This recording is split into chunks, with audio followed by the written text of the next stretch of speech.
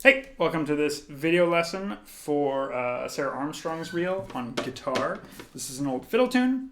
We're playing in the key of D without a capo. I'm going to show you how to play down the octave and a lower octave and a higher octave, and then I can give you some tips and tricks on how you might want to vary it up. But first things first, I'm going to play through it so we can hear it, then we'll talk about it. 1, 2, 1, 2, 3, 4.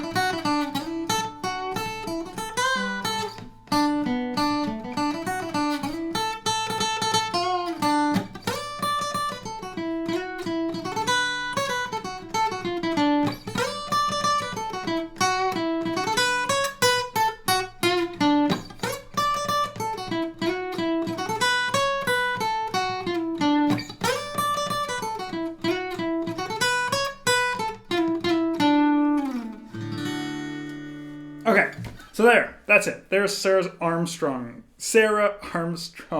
tune, or Sarah Armstrong's reel. So let's talk a little bit about the form of this and where this melody is coming from, and then we'll kind of get into how to play it.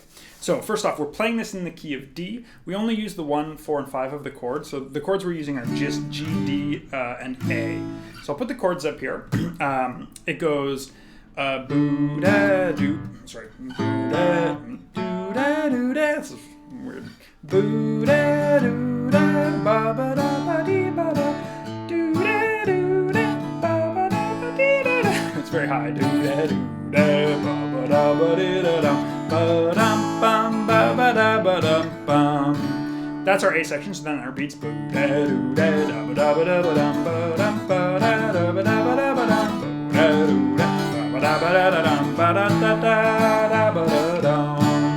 So that's our A section. And one thing I'll mention about the A section is the that quick 4, the D, G, D. I know I've heard versions where people leave that out. So it's ba-da-boo-da-doo, just D the whole time. Da-da-da-ba-da-ba-dee-ba-da, then A the whole time. Ba-da-doo-da-da-ba-da-ba-dee-ba-da. I'll put those in brackets so you can see that. Okay, the B section is kind of funny. It's 8 bars and then we repeat it again, so 16 bars in total. But the melody is actually only 4 bars long.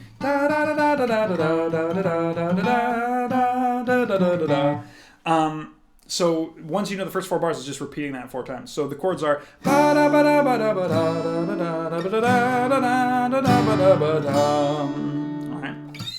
And then you repeat it.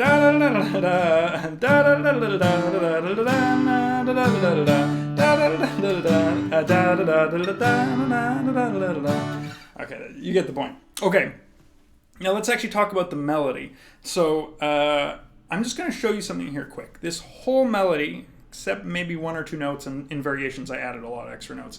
But this whole melody is part of a pentatonic scale. And we're starting in the D pentatonic. So I'm going to show you a little chunk of this D pentatonic.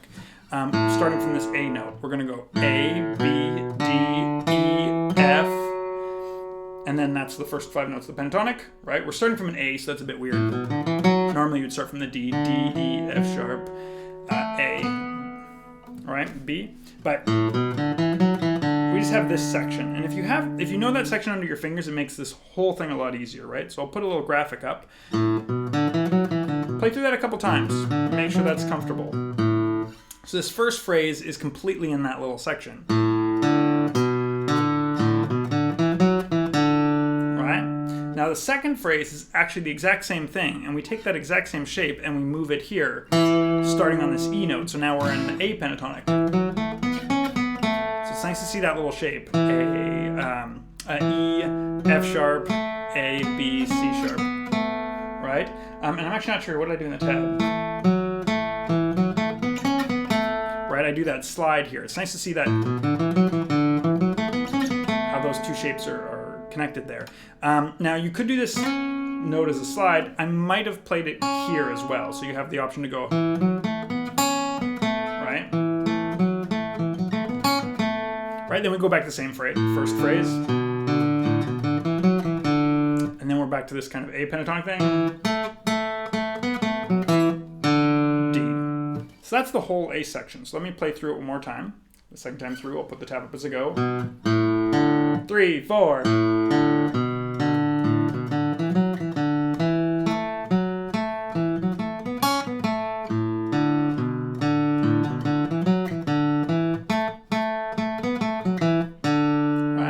Then we got to learn this B section phrase. So the B section, it's still in this pentatonic. We're going to learn more of it. So we had this first A, B, D, E, F sharp. We're just going to keep going. A, B, D. And we'll stop there for now, so we just have a bigger section. So this melody starts here. That's our first phrase. And then the second phrase is... And then we just repeat that 3 more times. There we have a little bit of a run up. Repeat.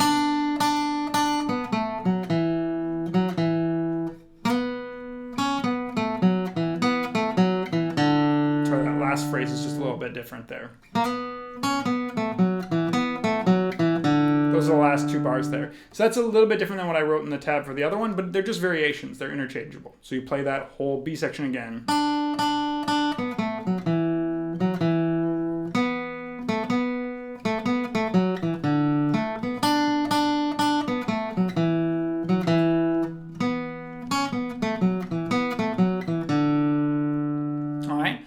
Recommend just getting that part done first. Get down the octave and play around with that quite a bit. Then you can start adding little variations. Now, before we get into variations, I'm going to show the upper octave. So if you just want to look at the variations, skip to that point. But here's what it looks like in the upper octave. So I'll show you here. We want to figure out these same shapes. So if we start on this A instead of this A, we get this. Now the shape changes a little bit because of the tuning of the guitar, where we have to go 2, 4, 3, 3, 5, 7. And actually the way I play this is I go 2, 4, 3 with my middle finger, 5, and instead of going up to 7, I just get this note with my first finger. Kind of like we did with the A last one. So we have this.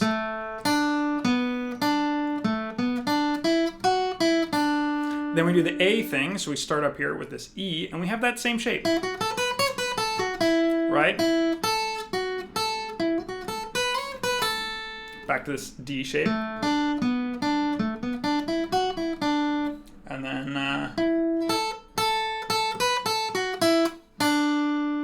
right, you could also, I think I might have go D here on the 5th fret. And then you repeat that.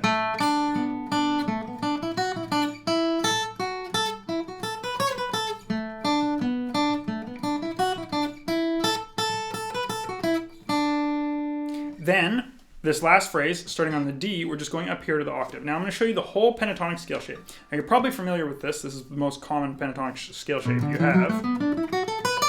Right? And we start up here on the highest note. And we're basically only using the notes in here, in the first 3 strings. So I think there's maybe one note that's outside of that shape. But let's go through it while we have the shape up here. So.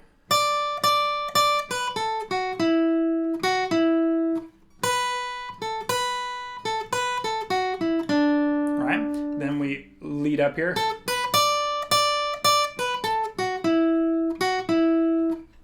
Now here's that one note that's outside of the scale shape.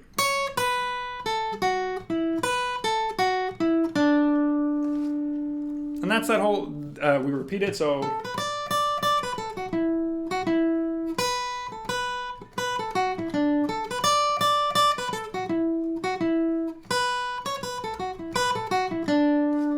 And you just end on this D note. Now one thing I'll say is I don't think I actually went up to this F sharp. So instead, here, this 9, 7, 9 that's on that A chord, the second bar here, I pretty much always, instead of going here, I slid up here because I feel like that's a little more comfortable for me.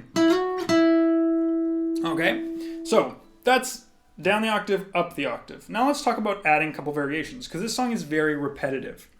So let's go back to this very first. Now, how do we add variations into this?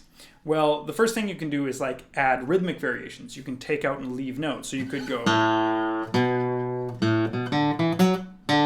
right there, I just left out some notes. And it's nice to take little melodic phrases like this and do things like this. Like, can I manipulate them? Can I add notes? Can I subtract notes? Now, another common way of adding notes is chromatic passing tones. So here, if we look at this first bit, boo-da-doo-da, well, we have this D note, doesn't really matter. We could just play ba-da-da. So we can connect this A to B with the note that's between them. A sharp, B. Right? So I'll often do stuff like that.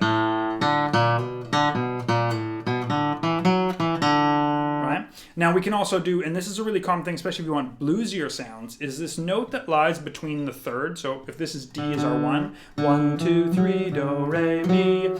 This note that's between it is nice to have this chromatic passing tone. So I could go, right, I added the rhythm there. And you'll notice that this note is very bluesy. So if I want to make the sound bluesier, I will sometimes, instead of playing this one, I'll just hit this one and bend it a little bit. So like, you know, right? That's really quote unquote bluesy, right? Any little variations there. But you'll see lots of times where anytime I'm going between this note and this note, you can add that chromatic passing note between the F sharp and the D, right? That rhythm gets a little bit off there. So experiment around with that. Add notes, take notes out, those sorts of things. Now, anything you did on this D, let's pick something. I can do that anytime I do that. So I could do this when I go to this A. What did I do? And even in the higher octaves, right?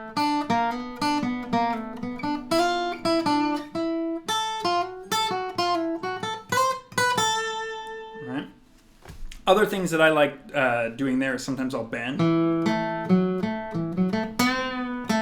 Again, I'm just kind of bending to that more bluesy note that's in there. So take the chunks of these, right? Really, every phrase that's in here is about 2 bars long. So one by one, go through each phrase and see if you can add little things in there, right? Like, so taking that B section. So let's talk about things we could add there. Now, one thing we could do is that very first note, and I've actually put this in the tab here, is we could run up to that note. So we could run up to that note by 1 note in the scale. So we have the scale again. Right? So going to this D note, we could approach it from 1 note before. 1, 2, 3. Or we could approach it from 2 notes. 1, 2, 3. Or we could approach it from 3. 1, 2, 3. What's important is that that note happens right on the beat where we want it, right? And that was just in the scale. You could add notes that are chromatic. You could go from 1 before, like 1 note before, 2 notes before. I'll show you. So 1, 2, 3, or 1, 2, 3. So if you want more chromatic sounds, all you're doing is you're kind of going 1 fret below or above and approaching notes.